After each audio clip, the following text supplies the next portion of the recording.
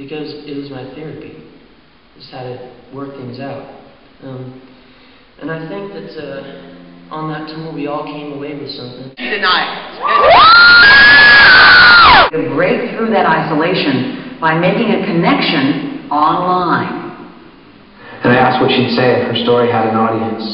The story starts with a story. Renee is 19. When I meet her, cocaine is fresh in her system. She hasn't slept in 36 hours.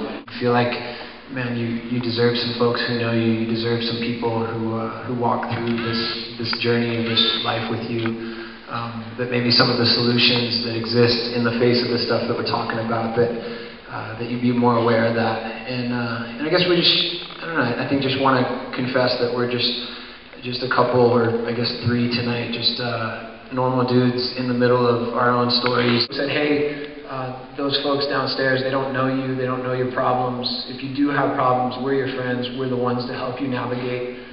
And as the night goes on, I think Renee's just feeling more and more torn and more conflicted.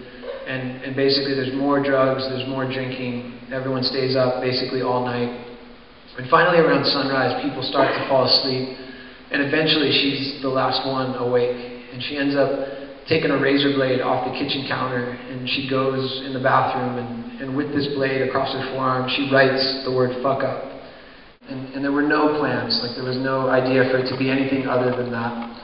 And was really encouraged by the responses, you know, people that were surprised by it, people saying, hey, this really shook up my day, this made me cry, this made me think. And so it was just, you know, glad to share it with some people that I felt close to. And then we started to realize that Renee's treatment was going to cost money. And her family didn't have much money, she didn't have any money. And there was just kind of the reality of this need coming to the surface, that there was a real financial need that was starting to show up. And I don't know how inspiration happens, like I don't know what that looks like for you or where it comes from, but I found myself at a Coldplay show in Orlando, and this is now March 2006, somewhere early, mid-March. And I basically just found myself smiling for 3 hours and singing Fix You and wanting to be friends with Chris Martin. And kind of just like getting swept up in the whole thing, like kind of getting carried away and drinking the Kool-Aid a bit, you know, and somehow walked away from this Coldplay show deciding we're going to print some t-shirts and we're going to sell these t-shirts to raise money for Renee's treatment. And the t-shirts are going to be black, and that's because Coldplay was wearing black at the time. Clearly a big influence on me tonight. And then decided we're going to put the funny words in white, and that was because their shoes were white at the time. And so it was some very deep stuff. And then, you know, this is 5 years ago, or almost 5 years ago, and I'm older than most of you. I'm 30, so there you go. And everyone, like, people were talking about kind of this alternate universe that was starting to happen on the internet. And people were talking about a top 8 and a guy named Tom with a really crappy default picture. And so this was like the moment of MySpace. This was like their moment. It's past now, but back then it was an exciting thing. And I remember, like, among my friends, all these poker face conversations where we had all signed up, but we didn't know if it was acceptable yet that we had signed up. So it was like, hey, you on there? Yeah, I'm on there too. You know, so just kind of this like funny moment in pop culture.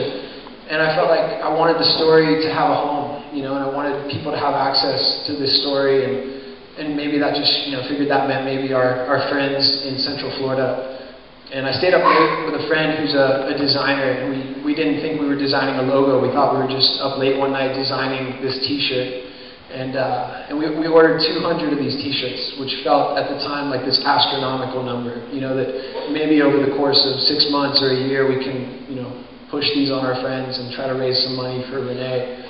And then 2 weeks later, I'm with some friends, and I'm at a Switchfoot show in South Florida, and I had gotten to know the Switchfoot guys when I worked at Quicksilver, and basically I was a fan. I was a big fan of their music, and I came to realize that the Switchfoot guys were surfers, and they were also people, and people tend to like free stuff, and I had access to free stuff, and so I was very much a fan with an agenda. Like, I thought if I could give them clothes, they might like me, and it totally worked. Like, we became friends, and at this point, this is like, 10 years ago, and so